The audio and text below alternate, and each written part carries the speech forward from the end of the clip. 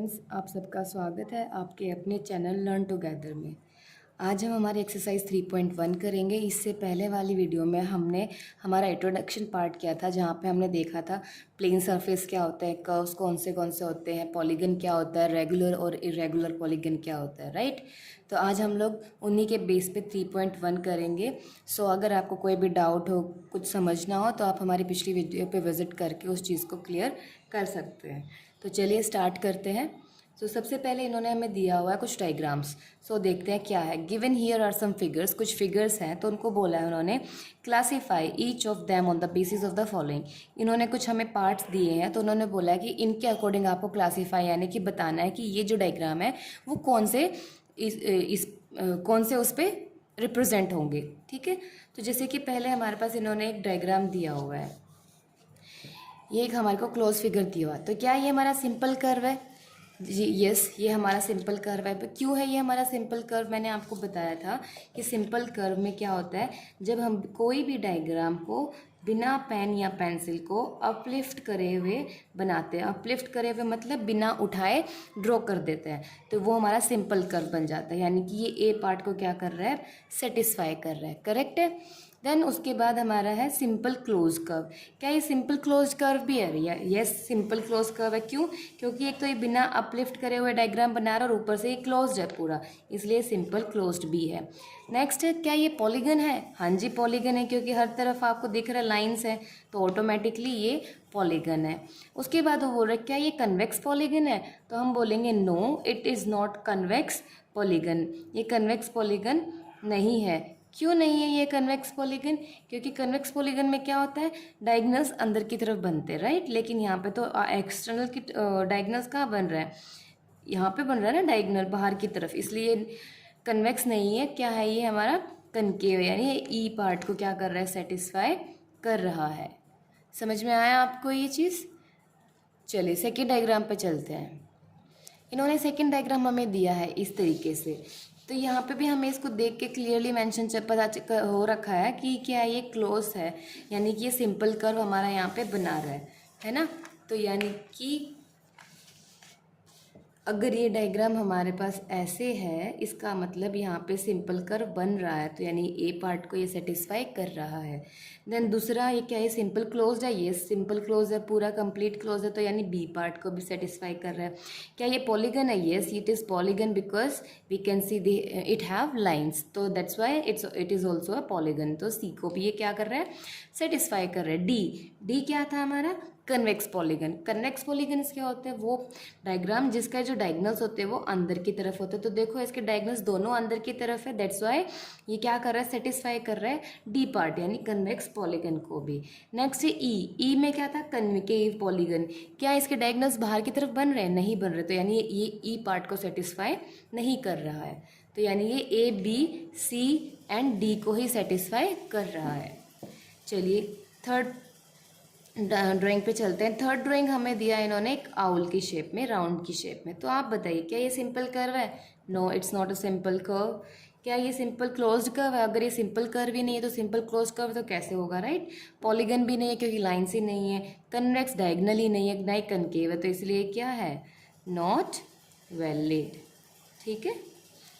चलिए जी फोर्थ पे चलते हैं। फोर्थ नंबर पे इन्होंने हमें एक स्टार दिया है, तो स्टार है। अब देखिए स्टार में भी क्या है, क्या ये हमारा एक कन्वेक्स पॉलीगन सिंपल कर्व है? नहीं, क्योंकि हमने अपलिफ्ट कर दिया, यानी ए पार्ट को सेटिस्फाई नहीं कर रहा। सिंपल कर्व नहीं है तो ऑब्वियस सी बात है सिंपल क्लोज कर्व भी नहीं रहेगा। क्या ये पॉलीगन है? लाइन सेगमेंट तो बन रहे बट इसके एंगल्स पे प्रॉब्लम है, एंगल्स इक्वल नहीं रहेंगे, इसलिए पॉलीगन भी नहीं है। और पॉलीगन में हमेशा क्या होता है, फोर साइड्स लेके चलते हैं, right. Next convex polygon diagonals का। क्या इसमें देखिए डायगोनल्स यहाँ पे ये डायगोनल्स बन रहे हैं, एक यहाँ पे बन रहा है और एक यहाँ पे बन रहा है, एक यहाँ पे बन रहा है, और इसके अलावा डायगोनल्स ऑलरेडी है, तो ये उसमें जो एक परफेक्ट चीज़ होता है वो निकल के नहीं आ रहा। सेम ऐसे ही स्टार है, तो सीधी सी बात है इसको हम ऐसे तो ज्वाइन करने से रहे, इसलिए इसका एक्सटर्नल वो भी नहीं है, तो ये भी क्या है हमारा, नॉट वैलिड है। नेक्स्ट आता है फिफ्थ नंबर पे, हमारे पास इन्होंने एक शेप दिया हुआ है ऐसे, ठीक है। तो इसको देखिए, क्या ये हमारा सिंपल कर्व है? हम बोलेंगे हाँ जी, ये हमारा सिंपल कर्व है, क्योंकि बिना पेंसिल या पेन को अपलिफ्ट किए हुए हमने इस ड्राइंग को ड्रॉ कर दिया, यानी ए पार्ट को ये सेटिस्फाई कर रहा है। अगर सिंपल कर्व तो ऑब्वियस है, सिंपल कर्व तो सिंपल क्लोज्ड भी रहेगा, यानी बी पार्ट को भी। क्या ये polygon? No, because it don't have lines. Convex diagonals ही नहीं है, ये डायगनल नहीं होगा इसका, राइट। कनकेव बाहर में भी नहीं, तो यानी ये ए और बी को ही क्या कर रहा है? सेटिस्फाई कर रहा है। ठीक है। नेक्स्ट है जी सिक्स्थ में क्या है, इन्होंने एक हमें इस तरीके की शेप दिया है।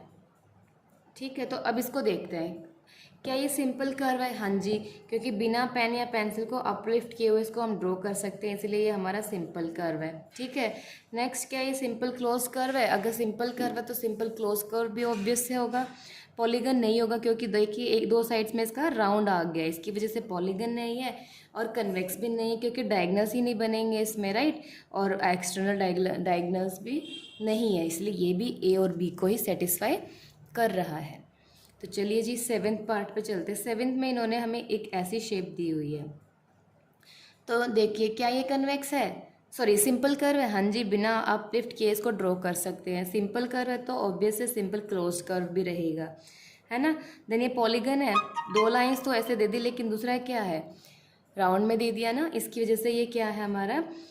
पॉलीगन भी नहीं है। कन्वेक्स, डायगनल कहाँ बनेंगे? नहीं बनेंगे। और ये कनकेव में भी नहीं आएगा, क्योंकि पिक्चर वैसे नहीं है ना जिस तरीके से लाइन सेगमेंट्स होंगे। अगर लाइन सेगमेंट होगी तभी तो आप प्रॉपर तरीके से कोई डायगनल बना के रिप्रेजेंट कर सकते हैं, राइट। इसकी वजह से ये भी ए और बी पार्ट को ही क्या कर रहा है? सेटिस्फाई कर रहा है। नेक्स्ट आते हैं एट्थ पे। इन्होंने एट्थ में हमें एक ऐसे डायग्राम दिया हुआ है। इस डायग्राम को आप देख के बता सकते हो कि ये सिंपल कर्व नहीं है, क्योंकि मैंने पहले इसको ऐसे बनाया है ना। तो यहाँ पे क्या है, ये कोई इस तरीके से लाइंस अच्छे से रिप्रेजेंट ही नहीं हो रही है। सिंपल नहीं है तो सीधी सी बात है वो सिंपल क्लोज भी नहीं है। एंड पॉलीगन में तो राउंड राउंड है, होगा ही नहीं। ना ही कोई इंटरनल डायगनल्स है, ना ही कोई एक्सटर्नल है, तो ये भी क्या है? नॉट वैलिड है। क्लियर है? ओके, चलिए सेकेंड क्वेश्चन पे चलते हैं। सेकेंड क्वेश्चन क्या पूछ रहा है ये हमसे? ये कह रहे हैं what is a regular polygon? Regular polygon क्या होता है? State the name of a regular polygon of 3 side 4 side 6 side. कि रेगुलर पॉलीगन होता क्या है? तो रेगुलर पॉलीगन क्या होता है?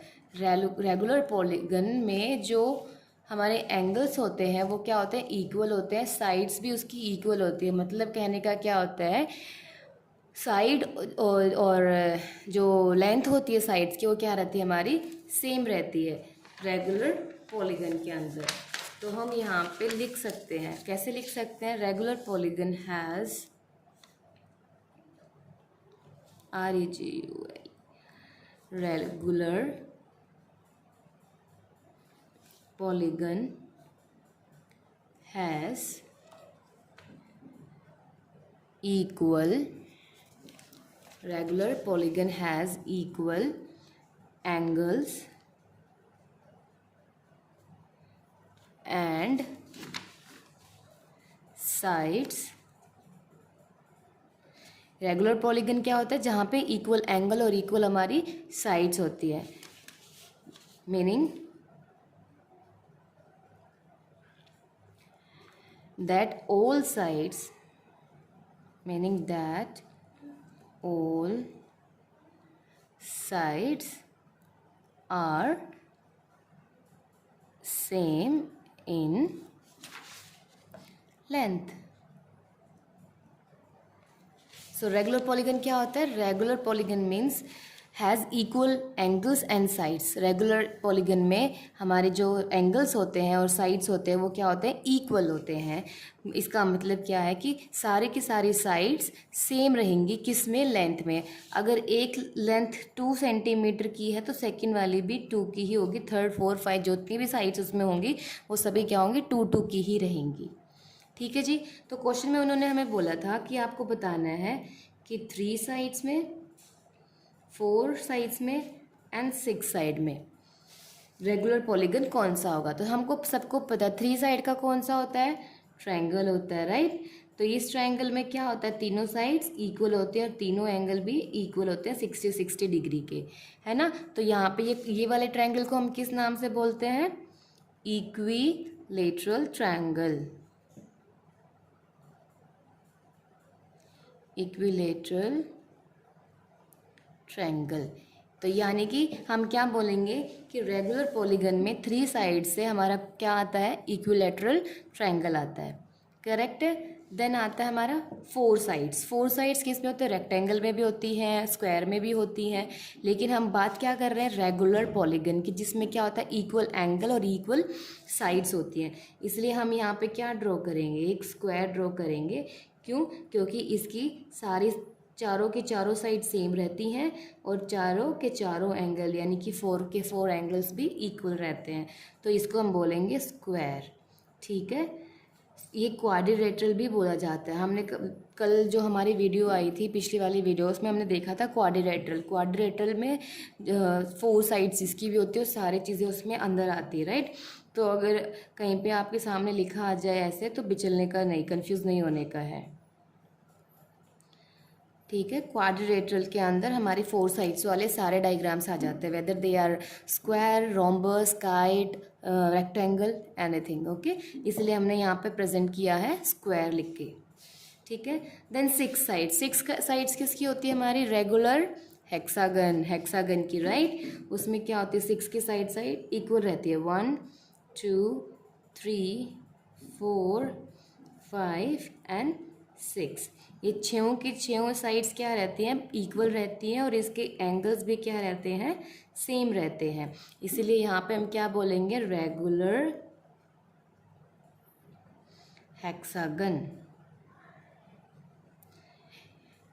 सो हमारा जो इन्होंने बोला था कि रेगुलर पॉलीगन क्या होता है, तो हमने देखा रेगुलर पॉलीगन क्या होता है, जिसमें सारे की सारे एंगल्स और सारे के सारे साइड्स क्या रहती है, सेम रहती हैं।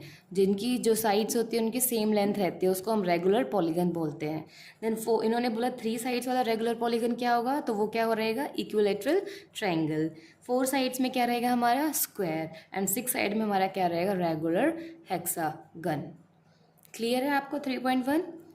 ओके जी, आज के लिए बस इतना है, क्योंकि एक चैप्टर लंबा है इसलिए हम इसको पार्ट्स में करेंगे तो हमारे लिए भी अच्छा रहेगा। इससे हमें जल्दी से समझ में भी आएगा, कंफ्यूज नहीं होगा, एकदम से बर्डन नहीं होगा और लेंथ वीडियो भी लेंथ ही नहीं रहेगी, ठीक है। तो आज के लिए हम इतना ही करते हैं, मिलते हैं आपसे नेक्स्ट वीडियो में, जिसमें हम आगे हमारे जो पार्ट्स रह गए हैं वो करेंगे और साथ ही साथ में हम हमारे एक्सरसाइज को भी सॉल्व आउट करेंगे। तो तब तक के लिए bye bye and take care, and don't forget to subscribe my channel and share with your friends also. Thank you.